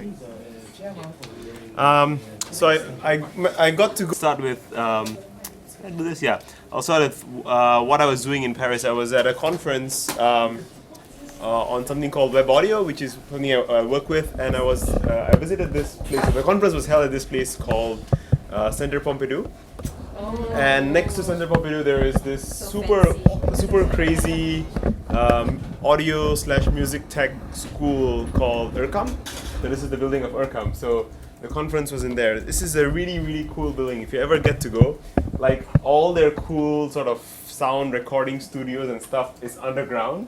So the first picture I showed you was I was standing here, and like they have this super awesome room which unfortunately is closed. I really wanted to go in there, but they have a ceiling which can actually be lowered to like this level, and they use that to change the acoustics of the room to be able to record different sounds. Really awesome place. It's really old as well, but so it's interesting to see some old technologies and how they're sort of trying to merge it with some modern computers and stuff like that. This was some of the recording rooms. So just like multitudes of loudspeakers everywhere for 3D sound and all sorts of fun stuff. This was another cool room where it's like designed like in the 80s. Where there are these panels that you could flip, and then based on how you flip it, the acoustic of the room changes. So it's not really about maker spaces, but I thought this was something cool that I saw that you guys would love to see. More panels that you can flip and change the acoustics. So then I visited Le Loop, which is this. So it's like 3 hacker spaces combined in a single building. Remember, it's black. Black. Black, right? Black is black, one black. is, and then Le Loop, and then there is a. Yeah, I think it's just called Black. That is the e-circuit place. Yeah. So there's like 3 hackerspaces in Paris combined into one building, and it's in this weird thing where they're not really supposed to be there. Yeah, it's so a squad. it's a squad. So you have to know someone who has to open the door for you to be able to go in. So it's like really crazy. So if you ever want to visit that, by the way, just let me or Cindy know. We'll hook you up with someone who knows But like it's someone closed. there. Oh, it's closed now? They're going to be evicted out in September. The government is buying back the building to change to something else. So I'm guessing they'll find a new place at some point, and then but yeah, that was really cool. So this is like their lounge room. This is the guy who opened the door for me. He's kind of crazy. So first we were checking out the part which is the wearable technology lab that they have, which is crazy because there's a I forgot the name of the guy. Yeah, there's like he has a brand. I forgot it. Yeah, also. Anyway, I can pull that up later. So he does all these crazy wearable electronics things, including this, which is apparently like a liquid crystal, like LCD, that he managed to print onto a cloth based in whatever pattern you want, and then he activates it for it to shimmer in different ways. I got confused halfway through when he started talking about this stuff. It was like all sorts of crazy wires and cables. So one of the problems with wearables is wires fray a lot. So he had these really interesting wires. They're supposed to be this one, which is like inside plastic, which you can bend and twist until cows come home, but they won't break. This was more conductive fabric that he was showing me. Patchwork and they work with artists and dancers, and they put on dance performances where you'd have all these blinky LEDs and like for like proper legit people who do dance like for full time, not just geek dance parties, right? Legit dance. Yeah, legit dance, like full time professional dancers. Performance art. There you go. All sorts of old machines. It was crazy. Yeah, just tons of stuff. This was really cool. This was like it was a touch. So this was basically the same thing that he was showing earlier, which was a fabric with conductive ink.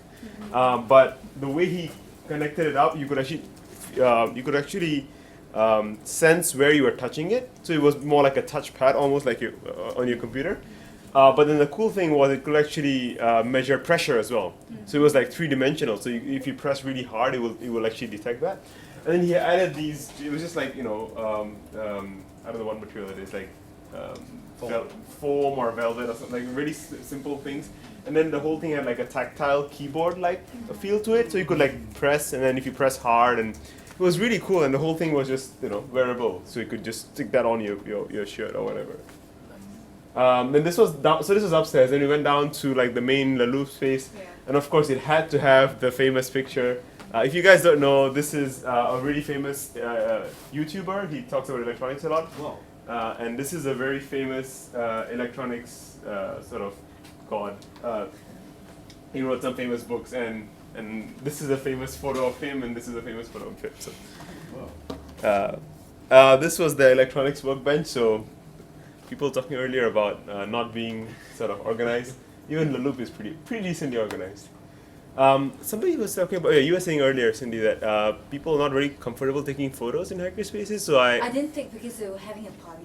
Yeah, so I asked around and I was told that I could take photos as long as it doesn't involve any people. So if you notice, except for the first one, none of the photos have people inside. Yeah, that's right. So there's tons of equipment. That's the one thing that Le Loop has is just shit ton of stuff, just like so much crap, just tons. They have crypto parties and so this was Le Loop, and then I got really lucky. I ended up getting introduced to this guy on Twitter called Gorgor, super funny guy. He does a lot of like workshops and stuff. Yeah, he does a squat conf in Paris. And he took me to this place called the Fab Lab in Paris.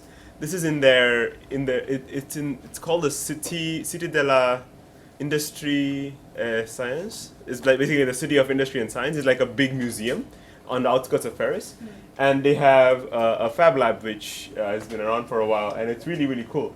So I went there with him. He took me around, showed me how things work. So it was really nice. They had a bunch of machines, and they were being sponsored by Dassault, I think. So they had like some really fancy 3D printers inside, but to go into that room, you needed like to do their workshop and like, you know, have safety and stuff like that. So we didn't go there, but there's a bunch of equipment outside, and this is used for doing workshops for school kids, or it's just like a normal membership Fab Lab as well. You just become a member and you get to use all this stuff.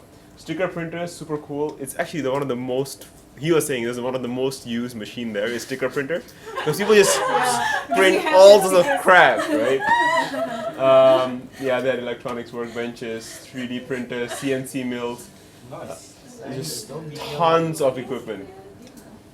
Yeah, this was the inside bit, which I took a photo. So this is like a very fancy, like the powder, I don't know what it's called, powder-based 3D printer, where it's like the whole thing is a making some color. Yeah, so the whole thing is like a box of powder, and then they use laser to like fuse. I forgot what it's called. But apparently he was saying that the output of this is actually quite crap, and he personally prefers like you know, standard like the ones that we used to make a filament based MakerBot type. Yeah, they had Charlie Robot, which was like a CNC mill. Oh, this was really cool. This was a book scanner. So this is a book, right? So you sort of pull it up. It was sort of a semi-manual. You pull it up, and then there was a camera here, I think. And then we just take a photo, and like it was manual, so it was just like a lever that pressed the button of the camera. So it was an old sort of digital camera, and they just like pull up, and then they one photo, pull up. Oh, sorry, two cameras, right? One for each page. Take a photo. So it was all they had all built it, designed and built it there. And then also the weird sculptures. This was made from old computers. Yeah, if you get French, this is exactly what the Fab Lab does. Otherwise, never mind. And then this was like a spaceship. I couldn't get it really well.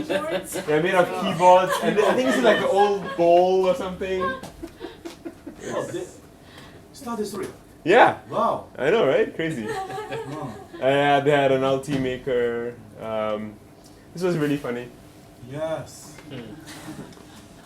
The machine has no brain, so use yours. Yep, and this is what happened when you had a sticker printing machine. You had stickers, just tons of them. From France? Where's the price? I don't know. Yeah, this was my favorite sticker, by the way. Very Frenchness. Yeah. Yep. Yeah, this is the one he was talking about. So he said he printed, was it this one? Yeah, these two, he printed them from that powder-based 3D printer. And he said he had a lot of problems because apparently the way to do it is you print it out, but the whole thing is really crumbly. So you have to then dip the whole thing in some kind of a super glue. And then it's just like, it's a mess. So he was like, he was not really happy with it. This was what they were using for calibration. Yeah, so then the last thing I did in Paris was I hung out. So you hung out at... Yeah, oh God. I should pause this. Pause. Yeah, I hung out at this startup, which Cedric, if you guys know, used to hang out in Hackerspace for a while. So he works in this startup where they're making this really big table, and the idea is it detects what stuff it's on it, and it's also a touch screen. And they had a DJ in that night who was testing out how this table works as a musical instrument. So I just took a small video of it.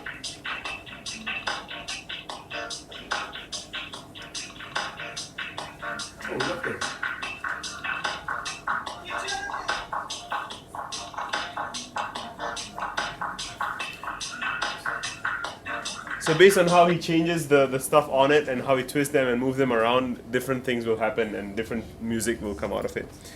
So I'll skip that. So the next one was, sorry, I don't have titles for this, but go ahead. It's not, it's kind of the cheap version of Reactable. Because the Reactable was really expensive. Yes, and this was like less than $3,000, so wow. it's really cheap. The next one, I was in Melbourne a couple of months ago for another conference, and I got to check out the Hackerspace in Melbourne. A quick story there. I needed some equipment for the conference, the workshop I was doing at a conference, and I didn't know where to buy stuff in Melbourne, so I just randomly posted on their forums in the Melbourne Hackerspace, and I got like so much help. So if you guys ever need something in another like place, just go check out their Hackerspace or Makerspaces and just like ask people for help. And most of the time, people are super nice. I had people buy me stuff and keep it in the Makerspace so I could go pick it up, or the Hackerspace I could go pick it up when I was there. Like, it was really, really nice. So this was the Melbourne Hackerspace. It's called CHSS. I forgot the Community Hackerspace something something. They have a bunch of tools as well. A lot of like hardware stuff. Yeah, they have a small little kiosk where you can buy food and drinks. Lots of 3D printers, of course, tools. These are like personal boxes, containers. So there was a interesting story about these chips. These are like old ICs, and apparently silicon companies that were sort of running out of business would just like dump their stock at this place, and this place would just pick it up, and they had like old chips that like you can rarely find these days, and then of course all the modern stuff. But they apparently were telling me that they get a lot of donated parts for electronics from things that are closing down, things that are wrapping up, or people have got extras that have nothing to do with it. So is that the last photo I got? Probably I do. Yeah, that's all I got.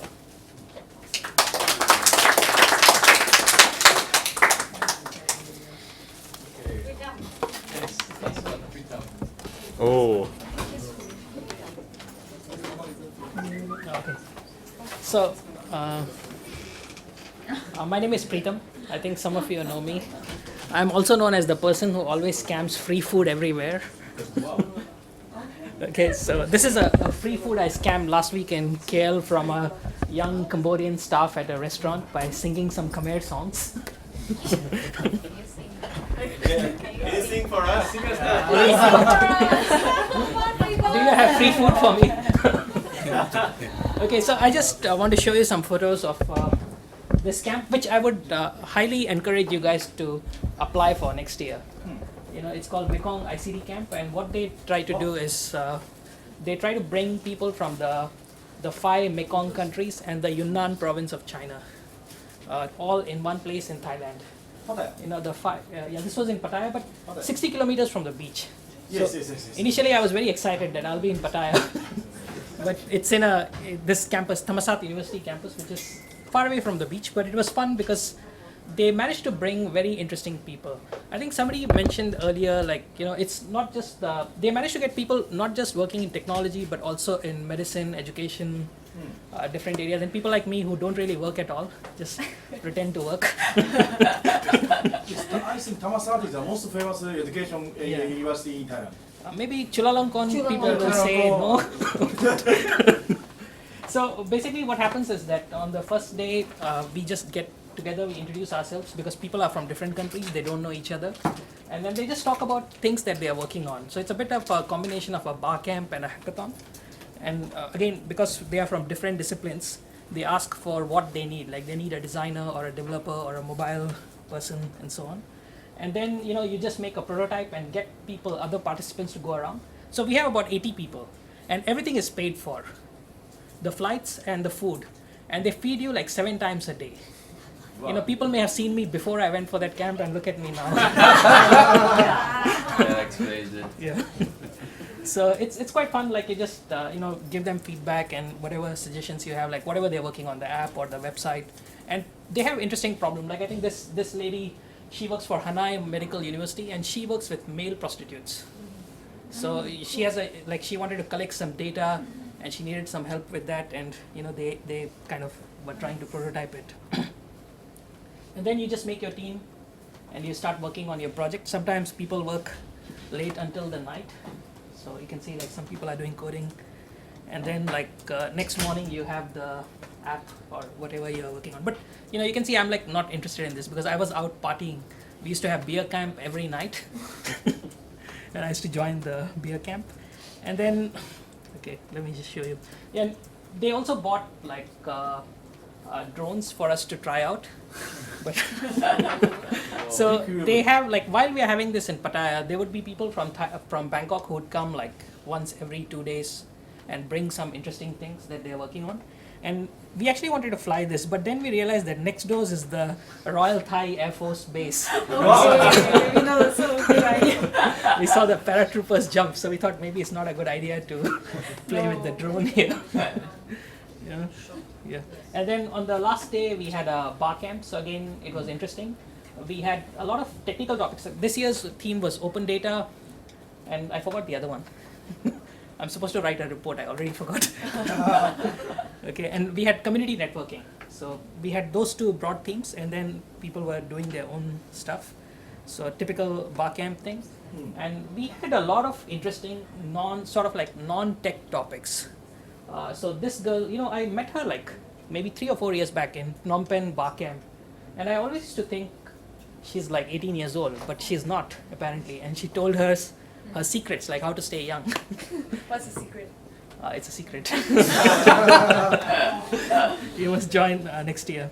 And a lot of activities. Cool. We start 5 o'clock in the morning, and at night even, they'll post like every night there's a stargazing thing because the sky is really clear. Wow, that's nice. I've never been to the northeast. Yeah, this place is very nice. The campus is really beautiful. And then early morning walks in the nature. There are some soy dogs, like the soy dogs are like street dogs, but they're quite nice. They don't think of you as dinner, so they just like walk with you in this area.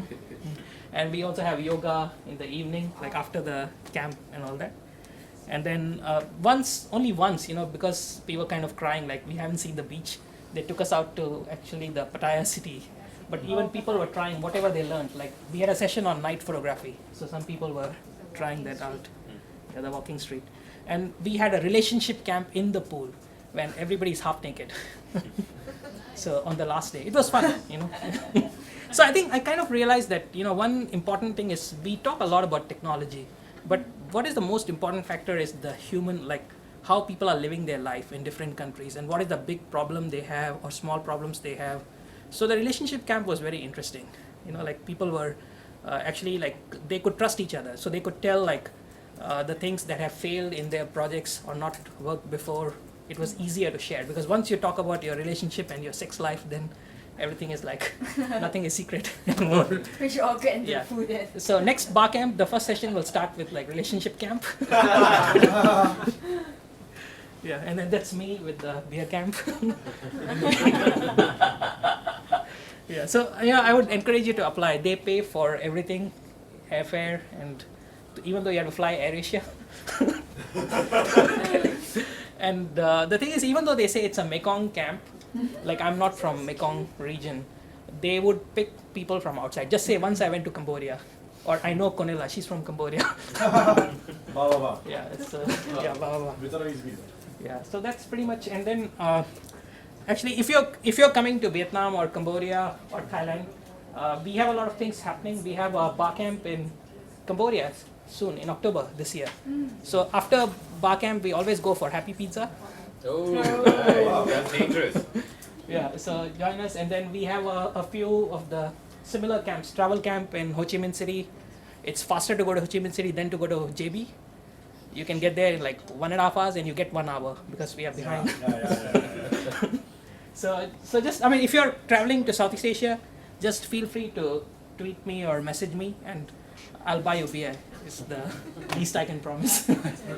Okay. And there is a bar camp in Penang on August 1st. Oh, yeah. I think I saw that on. Wait, there's an important question. Yeah. When is the next bar camp Singapore? Yes! I don't know, the organizer is so lazy. When is it? I'm actually thinking of doing it in JB. So. Wow! Yeah, I don't know. I'm Singapore, this time in JB. Yeah. How does that work? Yeah, with the exchange rate at 2.7 per dollar. 2.7? Yes, yeah. It was almost 2.8 yesterday. So wow. Yeah, so it actually makes sense to do it in JB. Sounds like a good Okay, idea. that's pretty much what I wanted to show. And then you. you So have thank like you. Yeah. transport and everything taken care of, right? Sponsored. Yeah, we get a bus, and actually, apparently, Uber guys. Maybe this I shouldn't say in camera. Can you like? But yesterday, the guys from the Hackerspace in JB, one of the guys was telling me like, you just contact Uber and you can get a coupon. That's what they do for their events. Can we do that then? Yeah, we I can. wouldn't mind. Yeah. Are you guys okay with Barcamp Singapore and JB? Yes. I'm serious. I'm okay. Yeah. No. That's why Barcamp is kinda. Yeah. Yeah, Barcamp Iskandar. You get some money from Malaysian government. Barcamp causeway. You have it on the causeway. Yeah, you do have the causeway on my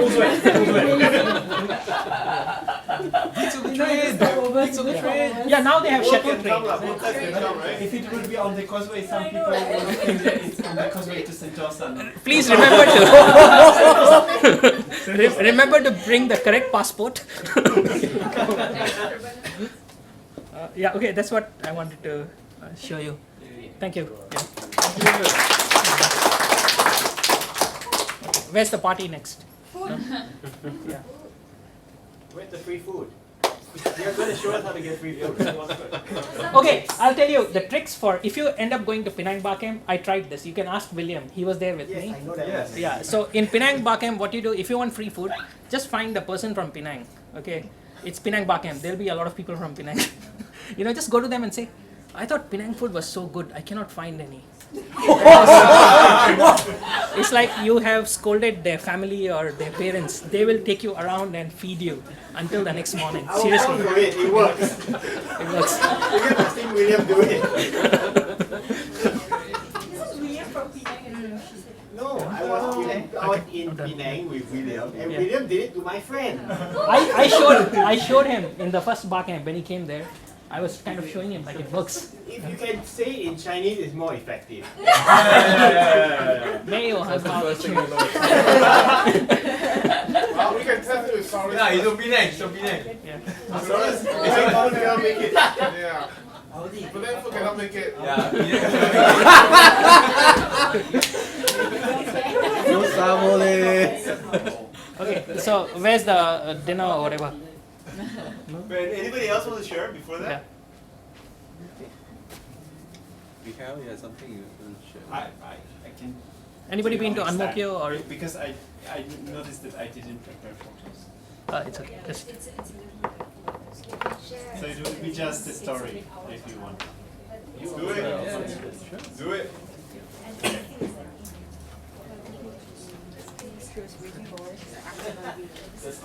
So basically, when I first came to Göttingen Hackerspace, I thought it's just a flat in city center of Göttingen.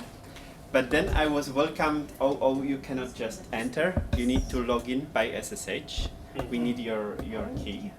So I got my key into the server, and then the Arduino. When I logged in, there were 4 options.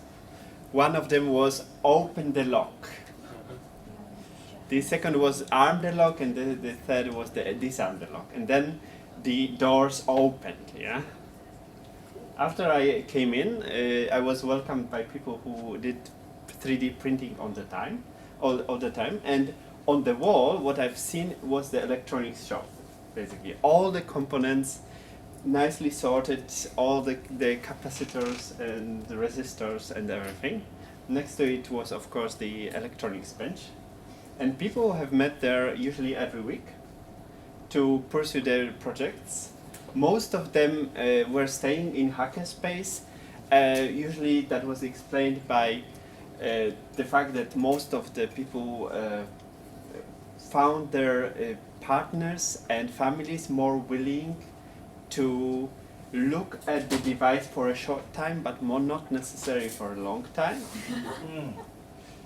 So pretty much all the Hackerspace was mechanized, and it also has an awesome wiki that classifies all the available components there. Wow. So it looks like electronics shop. Also, there were a lot of meetups for the crypto parties and Freifunk, and now they got connected to this Freifunk initiative in Germany. They also have their own software for it. that basically tries to connect Wi-Fi networks in a mesh manner. They still have to have a broadband connection to Sweden to get around the laws of Germany, that as a network provider you are responsible for the content that is on the network. So it's still not optimal, but they aim to just connect themselves to the Rhineland Freifunk that already provides the free network everywhere, because it has the official registration as a network provider large enough that they are not anymore responsible for the content in their network. Otherwise they could be sued. The other makerspace that I visited was Amsterdam Makerspace, that basically has all these data printers, and when I came there, I believed that because they have like a separate hardware room, that most of what they do with printers is producing new printers. Really. So that was a short trial. I would encourage you to visit both hackerspaces. They of course have very strong makerspace component, and since I've played with hardware more, I didn't really look into the other parts. Thank you. I have a question. Yeah. Actually, it's a question for everybody, because I experienced this in Shenzhen a lot. They don't use Instagram, Facebook, or WhatsApp. They use their alternative.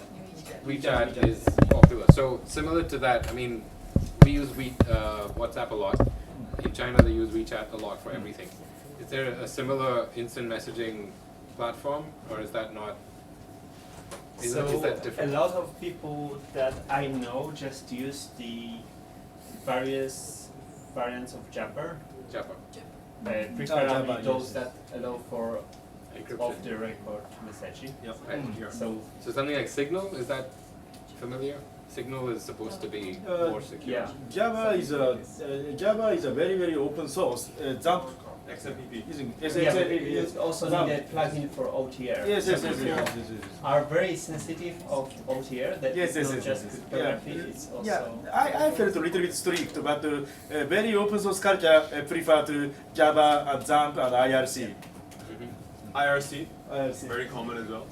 Yeah. A lot of hackerspaces their own for, servers. For more modern mobile apps, I have seen people like Text Secure and Red. What's it called? There's a Signal, right? Signal. Yeah, Signal. I think they're related. Yeah. I've seen that in Germany a lot. Yeah. Signal. Yes, but just a little bit competitive, more and more open source, or more and more some beginner friendly, such as WeChat is only can push talk. In some Chinese is not sure for the typing, but push talk can say hello and sending voicemail, a lot of stamps. And WeChat, another good feature is you can find all the girls nearby. Yeah. Sorry, I mean people nearby.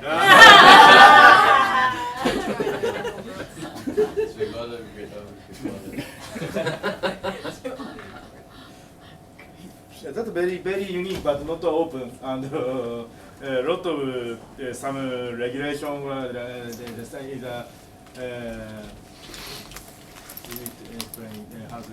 press from governments. Yes. The other thing that I find very useful is Twitter. To find new people or to get to know new people when you visit places. You just like tweet out and say, hey. You can use GitHub.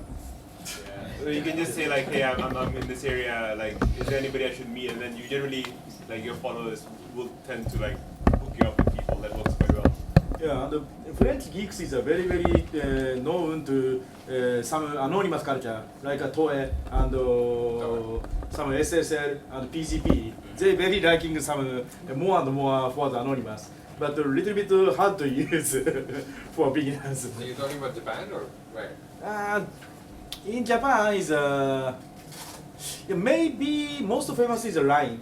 Line. Most famous is Line. But hard geeks don't like Line. Okay. They prefer using Slack and Slack.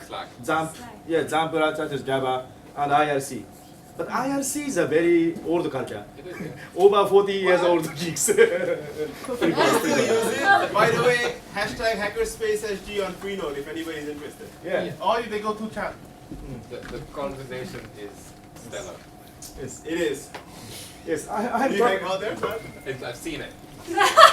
I'm trying a lot of SNS tools in my phone, and I'm often using 4 or 5 platforms.